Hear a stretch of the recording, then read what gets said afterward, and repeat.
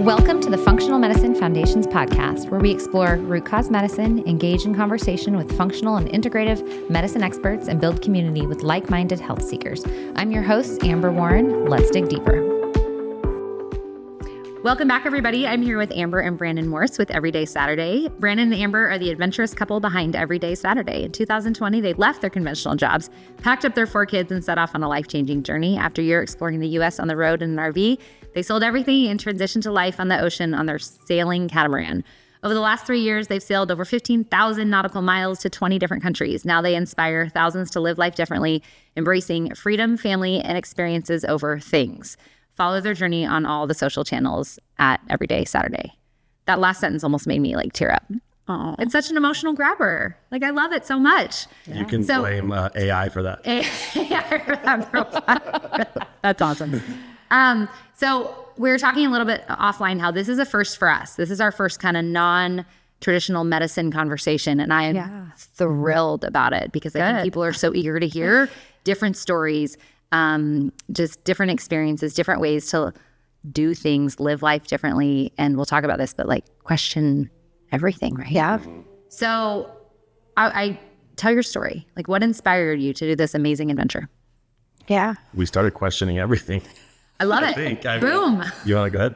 Yeah. I mean, we could all, name a nasty virus that kind of turned our world upside down, right? And I think that was just the beginning of, I worked in healthcare, was a nurse, and he was just feeling what's next for him. And it just made us have time and space to think, what are we doing? And my days were super busy, working mom on the days that I was working. And then on the days off, I was in every carpool imaginable. Yeah. And I was just in the car for hours driving my kids around. And I kind of just started to think is this all this is going to be? It kind of feels like Groundhog Day. Yeah. Right? Yeah. And I was working at a church, a local church, as you know, and I was just in full burnout mode, just when you work with people full time, it's like giving yourself the whole time. And so I needed a break. And so we were actually sitting around a campfire up at Ponderosa State Park. We were camping, and we just it was an extended camping trip. We had this extended time off, and it was really cool because we got to disconnect completely and kind of start dreaming a little bit. And we just asked the question, what if we just took off in our RV, rented our house out, And we could just travel with our kids. Yeah. And how old were your kids at the time? Cohen was 4, right? 4. So our twins would have been 9. Yeah. And Jaden would have been... Actually, Cohen was 3. Oh, okay. So you say it. Mama's got it. Yeah. 3. 3. 8. 8 plus 5 equals? 13. Yeah. 8, 13. Okay. So yeah, we have 4 you were kids. in the thick of it. I mean, you had a teenager, you had pretty much a toddler. It was the thick of our parenting. daughter was just about to go into her freshman year. Yeah. And you guys just said, let's do it. So was it a hard agreement to come to, or was it God just totally laid it on you guys? It was a terrifying agreement to come to. Yeah. Because just leaving what's comfortable is really hard, it is on one hand, you want to get out of the routine or rat race or grind or whatever everyone would call it. On the other hand, that is very comfortable, right? That's what we know. But are we called to live comfortably? No. I don't think so. I don't think we are either. So. No. Yeah. So we RV'd around the country for a year. We hit 37 states. And you rented the house. You didn't sell. You weren't fully committed. We weren't fully committed. We thought we would come back. We thought this was just going to be a year. And I don't know, about halfway through that trip, it was just well, what are we going to do next? We got to figure out what's next. And it didn't feel right to say, we're going back home. Just feels like it takes so much courage to cut ties to normalcy and the grind and ordinary, that it's once you cut the ties, it feels it's like courage begets courage. You just start building these little blocks of courage. And it was we already took this big courageous step. And then it was kind of it allowed us to dream an even, bigger courageous step, which was, could we buy a sailboat? Could we sail? Could we take our... to the water? Yeah. But why the water instead of land? What was intriguing about the water? Well, the RVing thing felt temporary because, 4 kids, there's not an RV big enough for a family of 6. They were all squeezed into a bunk room. Yeah, that makes sense. Yeah. So it felt temporary. It was amazing, but it was temporary. And then we had been watching some YouTube channels over the years of just families who were living out on the water. and doing this, but we never ever at that point thought we would do it. It was just more like, oh, this is really entertaining to see people doing this. But then it was while we were RVing that we were like, well, why couldn't, like, we're already so many steps closer. Like, why can't we do it? Right. You know, the only barrier was just something really simple, which is we've never sailed before.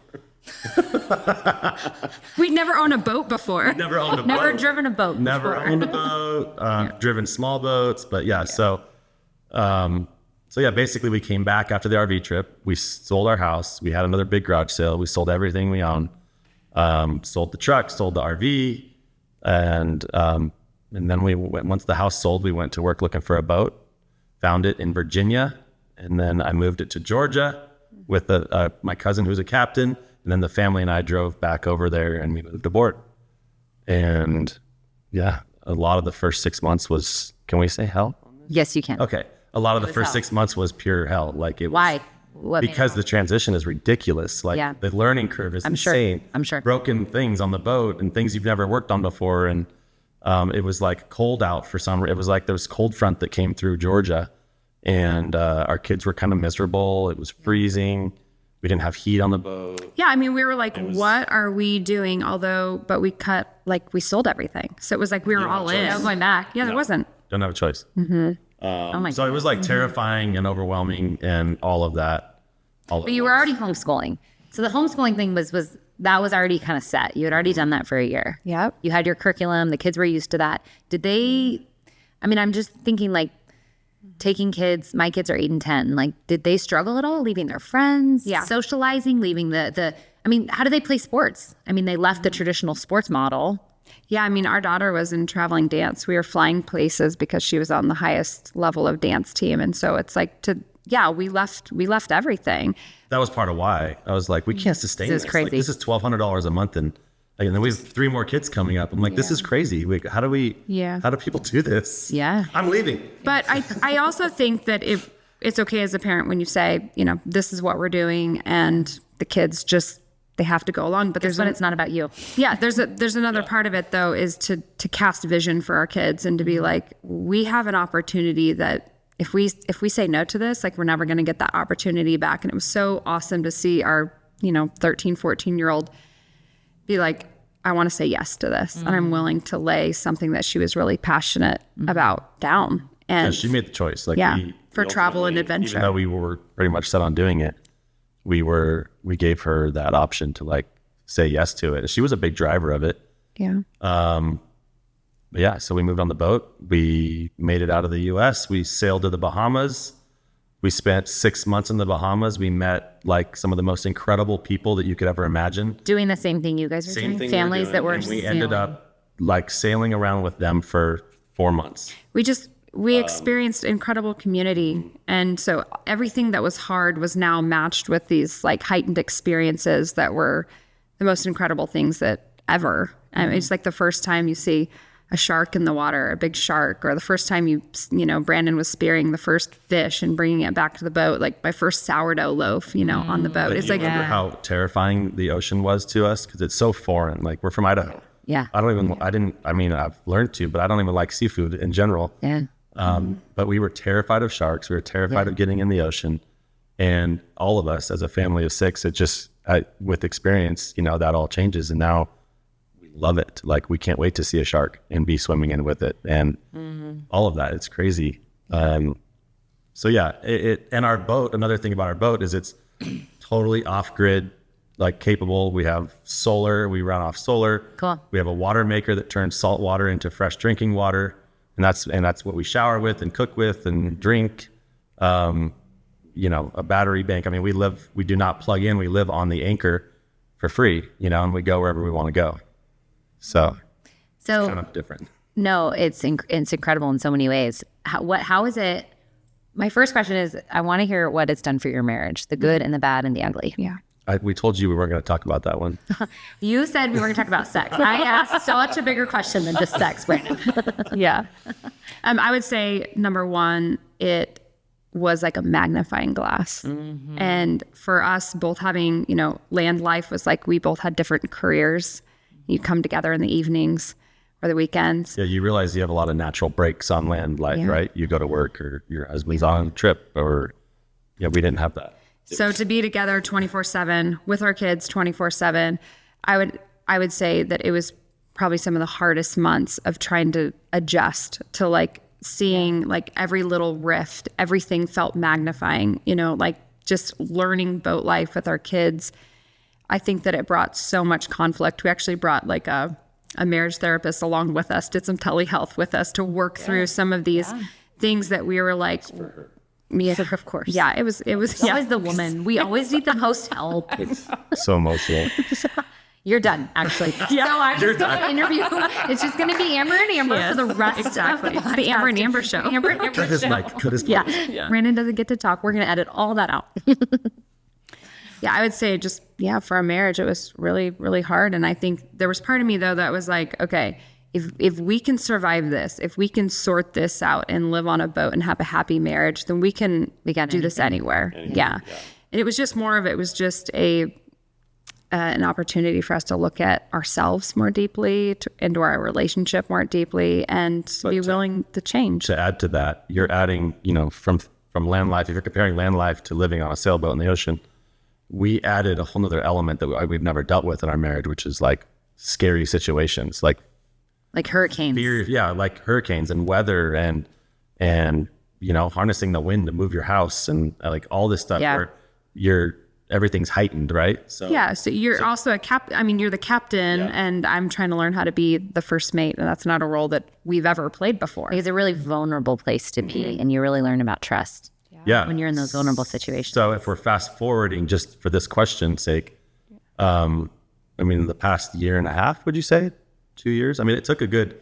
We've been on the boat for almost 3 years now, and I would say it took a good year and a half of that. Like half of that time was hard struggles, working through a lot of marriage struggles and all that. And then the next half, it's like you get to the other side and it's been amazing. Like our marriage has never been better, where we just have the most incredible amount of grace for each other's weaknesses, and we know where our strengths are. And when you've had to work as a team, like you have no choice.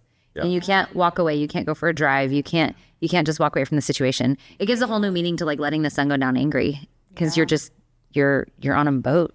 Yeah. And we have to function well as a team. And I think, and I have to trust him as the captain. And I think that's ultimately, that was such a enlightening experience, is to be like, I would be scared like we were going to die when scary things happen. And he would have to be like, we're not going to die. Like our boat is safe. It feels scary, but the reality that you're worried about that you're going to die is just, it's not reality. It's not a reality. And so it was like, oh yeah, okay. Like there's things that I'm having to work through. Yeah. And we're working through that in this whole new environment. And in front of the kids. Again, it's like you also there's no hiding. You can't, kids go play outside. Mom and dad need to talk. Like you're all right there. That's one of maybe the pet peeves on the boat, is when we're actually trying to have a conversation and they pipe in. It's like, no, we're talking. Be quiet. We don't. This is not. Let us talk for once. Go swim with the sharks. Gosh, we need an hour to talk. I know. He does give hold of me. I don't want to hear from you unless you're bleeding. I know. Getting eaten by a shark. I don't want to hear from you. So what is it? So on that topic, this is a good segue. What has it done for family dynamics, like with your children? Yeah. Well, I would say being together 24/7, it's like you get more conflict, but you also just get more joyful connection. Sitting at the dinner table all the time together, eating and sharing meals, all the meals together. Yeah. Everyone's contributing, like everyone has boat jobs. That's such a beautiful thing. And sometimes you don't always realize it in the moment until you see remnants of it like out and about, or I see like how our middle-aged teenage daughter and the relationship with our youngest, Cohen, it's like she's a little mommy and she takes so much joy in him and reading to him or doing school with him or all of that. And I'm like, man, what a gift that is, because if we were here, she'd be off in middle school, he'd be off to elementary school, and their lives would, because they're so far apart, they just be pretty separate and stuff. But we're also a normal family, and I always, when people say, when we were RVing, people would always say, I couldn't live with my kids in that small of a space, and same thing with the boat. And it's like, you know what, our kids fight the same that they did in our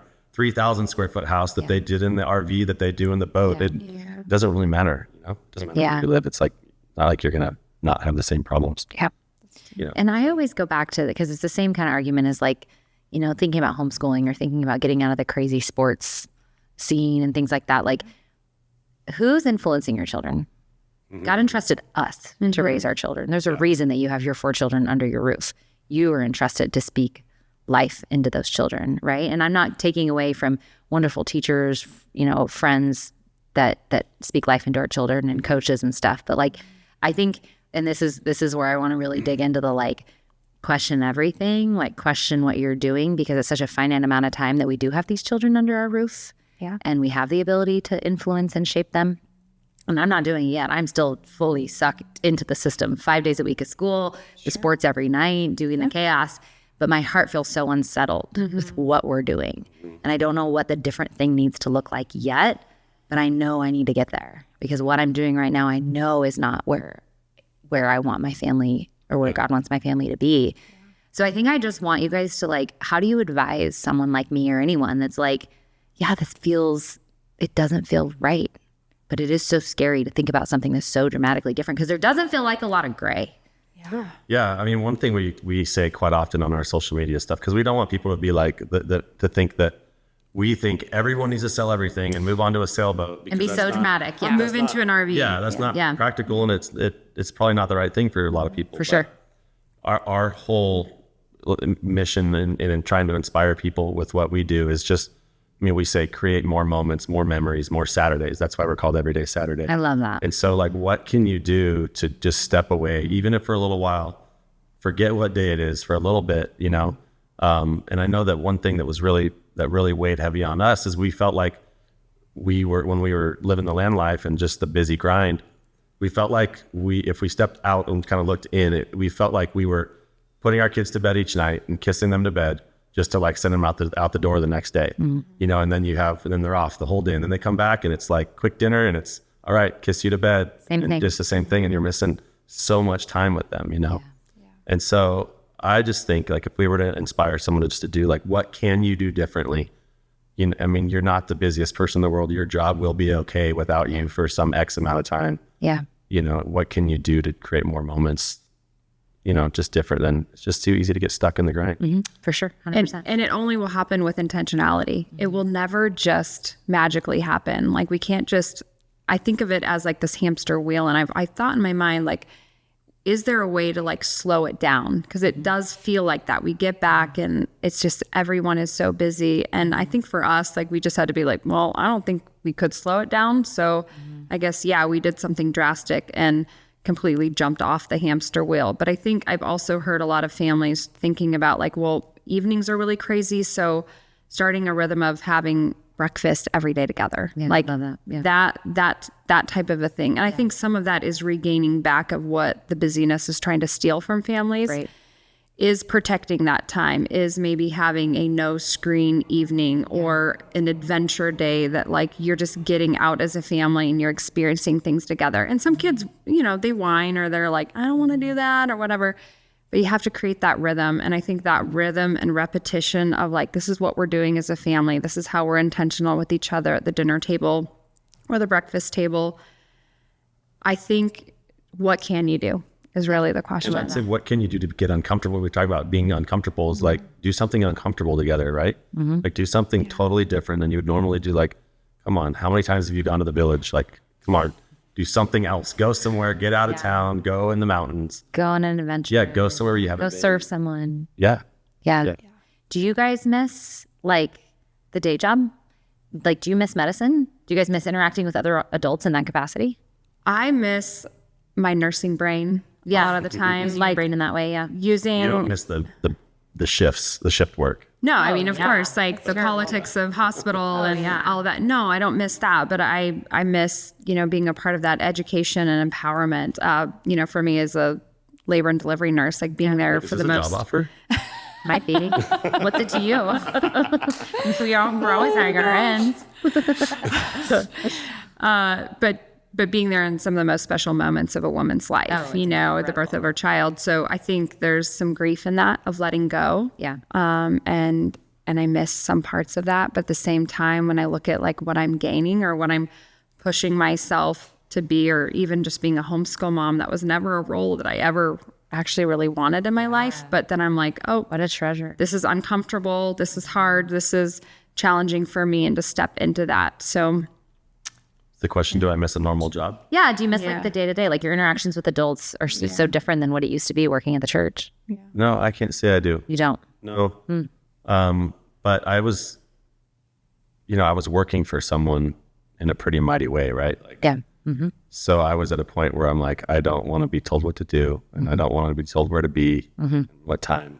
well, you longed for more freedom in your schedule. Yeah, exactly. Yeah. And so I'm enjoying that, and we're building our own thing now. And so we have a purpose, and then my purpose on the boat is like full on boat maintenance. You're the captain. And it's a lot of work. Yeah. So there's Yeah.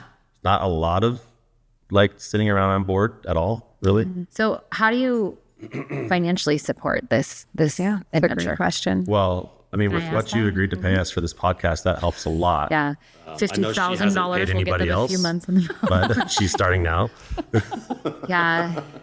Please email Bennett at funmedidaho.com to be next in line, and we'll tell you what we'll pay you. So when we started, we sold our house. We didn't have any debt when we went into this. So that really set us up That helps, yeah. to not need to make a lot of money. And we sold our house. We paid cash for our boat. And we have a couple rental properties that help too. Okay. That kind of So you've made investments. help us get through the first while. And then we've just kind of built our own brand on Instagram and TikTok and all of that. And that brings in income now. Yeah, we started doing content projects. Like when we are we got a content project for Jayco Inc. And that was so cool that he was able to use a lot of those skills. And we had started a YouTube channel, and it was just really, I picked up some travel nurse jobs. It was fun to we were able to think outside the box, where that was so scary to think before. But we were like, oh, well, we started diversifying our income a little bit, and that really helped us be able to be like, okay, well, we're getting this here, we're getting this chunk here. Like, I think we can do this. Yeah. And then just this year, I launched what we call our sailing and boat life training experience. And we had 8 weeks of that, where people come out to the boat, and the family, they cool. left. And actually Hudson, our 13-year-old, and he was my first mate, and they spend a week with us, and we teach them how to sail, all about boat life, provisioning, maintenance. What is that business called? Well, it's all part of our Everyday Saturday Okay, so brand, it's all everyday. but we call the experience the sailing and boat life training experience. Okay. And yeah, we put out one reel about it, or 2 reels, and booked more than we could handle. And so You guys, that's incredible. it is. Yeah. So we're trying to figure out, that was just like a trial, like how would this go? But we know there's a niche out there of people like us who want to live the lifestyle, but have no clue where to start. How to do it. How to And make we that know jump. we did it wrong by just jumping into it. It's kind of a safety thing too. Like, wouldn't recommend like putting your family on a boat and then just, Trying it out. Seeing how let's try this. Yeah. So is that your, obviously, I understand the purpose for your family and why you did this and why you're continuing to do this. Is that like, what's your bigger purpose in all that? Is that it? To like help teach other families to do what you've done and find the joy in those experiences? No, What that is was the more of a purpose? way to help people and make some money. Okay. We needed money. Done. Yeah, we needed money. That was, yeah. Yeah, But well, it and turned out to to give be back, to use something that we have and to give back. Yeah. But what would you say to that? I'd say like the higher purpose. I mean, I truly believe that God's given us incredible role into our kids' lives. And I think for us to take them to other cultures, to other countries, to create this cultural sensitivity and to love people, to show up in places to celebrate God's creation, and then to also just be shoulder to shoulder with people that we would never interact with. Yeah. Yeah. And ultimately, I think just to teach our kids that they can dream big and live different, Yeah. Amen. that just that we don't have to do what everybody told us we have to do, the same exact You don't way. have to fit the mold. Yeah. Like, And speaking of like our kids, we've noticed some massive differences in them. Like, Yeah, like what? well, they're so used to just meeting random people and having to engage quickly, because you might roll up into an anchorage and there's a boat full of kids and they want to hang out and have a great time. And there's no time for this, like being shy and stuff, right? Like they want to play and have fun. And so, yeah, they can talk to anybody. Like our 13-year-old middle school kids who middle schoolers are generally pretty awkward. They can talk to an adult, like they can have full on conversations with And people. there's also parenting. You guys are also phenomenal parents. Well, let's talk more about that. Why don't you tell us where you saw that? I'm just kidding. No, I think it is. It's like putting them in uncomfortable situations, right? We gain experience. And just teaching them to love others and think of others before they think of themselves. And it was really interesting. And I might be totally off base here, and this might be off topic, but our 10-year-old had like quite the meltdown after school last week. And it was really out of nowhere. And my husband, who I think is pretty wisdom with parenting stuff, was like, think about since school started, the last 6 weeks of our life, our world revolves around him and his schedule and his school and his activities and his play dates, everything. Of course he's going to melt down when we tell him to do something he doesn't want to have to do, right? And I was like, and of course in my mind, I'm like, oh my gosh, he's probably deficient in B vitamins and he probably we need to work on his nervous system. Go get the element. Yeah. Electrolytes. Wrong brand of electrolytes, by the way. We just taught you something. Are you not learning anything? Anyway, and I was just like, yeah, that's probably really insightful. Like he's really comfortable and our whole world just revolves around the chaos that he wants to do. And we let him. It's not like he's asking, we sign him up for all the things. And even though I try to be intentional about one sport at a time and stuff, but he's tired. They're in school 5 days a week. We talked about this on a recent episode. Like, why does school start at 8 o'clock in the morning? Why are kids going to school at dark half the year? Like, this is crazy. Right. These kids have sleep-wake cycles that they need to follow, and these little brains need to develop, and they need to be out in nature, whether that's on a sailboat in the mountains. It's just, it's like, who taught us to raise our kids like this? Right. What institution are we following? Right. And I was talking actually in a recent episode too about how in France, we were in France this past summer, and they take Wednesdays off. They don't go to school. They do no academics on Wednesdays because that's their time to engage their right brain and do their athletics, activities, and music. Mm-hmm. Right? French take like 2 or 3 hour lunch breaks. It's terrible when you want to like go buy something. We want to go to the grocery store. And they're all closed in the afternoons. You're like, what the heck? Come on. But at the same time. French nap time. So how do you find fresh food? This is a different topic, but I'm now thinking like the health aspect of what you guys are doing. I'm thinking nutrition. I'm thinking exercise. Yeah. What do you do? Yeah. Well, for nutrition, it really depends on where we are. Okay. The Bahamas, it's like the most gorgeous water, and it's the most desolate place to try to get fresh food. And like just to buy like cauliflower, it's like $16 to buy cauliflower. They don't grow any of their own food because it's like volcanic rock. It's just not fertile soil. So that's really challenging. And we do what we call provisioning, and like our boat becomes a food barge, and I'm just storing up like all kinds of food. But we left Florida, we spend like $3,000, maybe $2,500. Yeah. And just loaded the boat with as much food as we possibly could because once you leave, it's hard to find. So. But you can only do so much fresh. And so Can you can on the boat? People bring cans. You could can if you had like the fresh ingredients to can, but most people don't. Like you bring cans. And that's just one of the hard parts of it. But then, and on the flip side, it's like when we were in the DR, they grow like so much of their own produce, and there's fresh produce stands everywhere. And then we felt like we were like in heaven. We were like, what is like nonstop? In the Bahamas, and we got to the Dominican Republic, and remember we walked up to this produce stand, and Amber was like a kid in a candy store. She was so excited. It's a watermelon. It felt so silly, but yet we were celebrating like it. And I think for our kids too, to experience that. Yes. It is hard. I do have to ration our fresh stuff, stuff, which is hard as a mom to be like, wait, you can only have half that apple. Yeah. But at the same time, we have to think about others, and we can only have so much fresh. And then there's times where we've went like a week where we couldn't find anything fresh. The food barge hadn't brought food in. And I think that's one of the big challenges on a boat. You're uncomfortable. Yeah, for sure. But she does she has us supplement that with like powdered grains and right. You'd have to. And a lot of that kind of stuff. Yeah. So how do you guys exercise? I'm in the water every single day. You're moving your body all day. I go on like specific swims to get exercise. Cool. And I have swim paddles. I don't know if you've seen those. I have. They go on your hands. Super cool. So it just makes it more resistance. Yeah. In the Bahamas, spearfishing like 1 to 2 times a day, diving, breath holds, all that stuff. And we have weights on the boat. Oh, cool. Yeah, so you do. Yeah. So I do just a different like app program. I think right now I'm doing Sammy Clark. I've done different other programs, but that along with swimming and that's kind of like Well, I'm sure you guys like you hardly ever sit. Like you're just moving all day. Like on passages, we do a lot of Yeah, sitting. yeah. So it's like when the boat's actively like moving on the traveling. ocean, we tend to not feel that amazing. And so everyone is kind of like a little bit, it slows down a little bit. Yeah. Yeah. That's so cool. But yeah, what's interesting about that is when you come back here and when we live at sea level, so my lungs are nothing like they used to be when I was mountain biking. Just walking up the stairs or whatever. like, it's like, oh boy, I need to get that cardio altitude. going again. Yeah. Yeah. Yeah. So this is your plan permanently? Like you right now? No. Oh, maybe I shouldn't ask this. Yeah, no, it's not. We can't live on a boat forever. It is a hard life to sustain. Okay.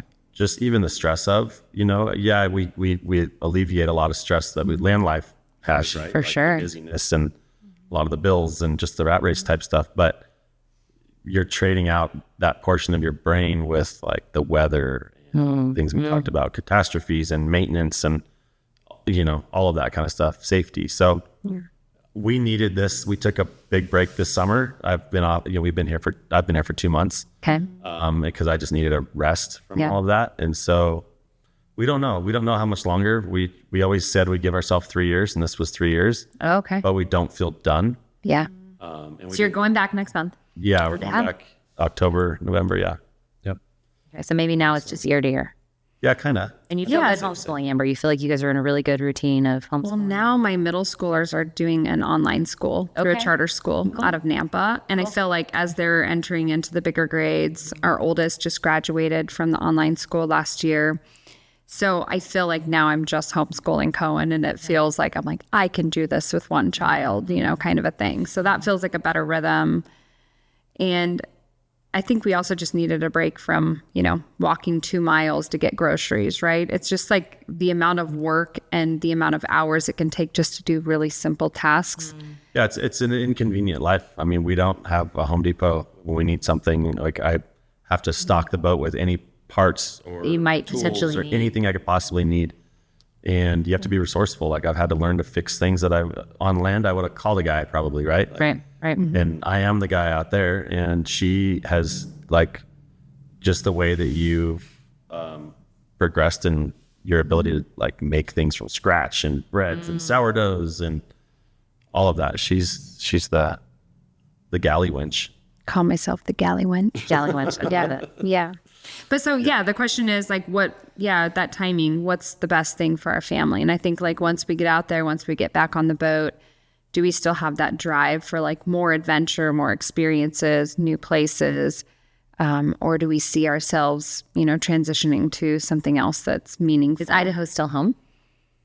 Idaho, we still call home. Okay. But it doesn't mean that it will be home. I would say it doesn't feel as home as it was like with Idaho, right? Like where we grew up. Yeah. Like the price of real estate, stuff like that. Coming back, I'm like, I don't know. We couldn't afford to live here right now. But I also don't know. I mean, after living on a boat, not in a subdivision, I don't know. I don't know what it looks like. It would be hard for me to live that lifestyle again. Yeah. So, but I tell people, I think boat life's kind of messed us up a little bit because it's amazing, it's incredible, but when it's done, it's like you're kind of, where do we fit? Now you're having to like segue back into a more conventional life, and that's going to have its own challenges. Yeah, it's tricky for sure. Yeah. But again, not comfortable. And that's where you grow. Yeah. Is in the discomfort. Yeah, 100%. For sure. You guys are so inspiring. And I think that there's going to be so many people that just think differently, are, inspired to do differently, whether it's their own journey or they bring their family along with their spouse and children. So thank you so much for sharing your story. It was so cool to see. You know what's inspiring? What? Is I used to mountain bike with this lady, and she just worked at this place, and then she bought it, and then she scaled it, and now they have multiple locations. Brandon, it is not me. It is not me. Yeah, but you guys have built. Yeah, it's been cool to watch. Oh, it's been cool to watch. Well, I feel the same. Your story's been so cool to watch. But thank you. That's so kind of you. Yeah, it's been some really wonderful humans and a lot of graciousness from God that's allowed us to do what we do every day. It's amazing. And we love the community and what we get to do and help people heal and hear stories and tell stories. And it's amazing. So thank you. You guys are such a gift. Thank you so much. Thank you. Are you looking for high-quality supplements? FunMedShop.com is carefully curated by the wellness experts at Functional Medicine of Idaho. You'll find high-quality supplements to support your health and optimize your body's natural functions. Rooted in responsible sourcing and utmost commitment to purity ensures that you're getting products that are not only effective, but also safe and reliable. Plus, you'll find our own line, Functional Medicine Foundations, which is carefully formulated using the best ingredients available so you can trust that you're giving the body the support it needs. Visit funmedshop.com today and take the next step in your health journey. That's funmedshop.com.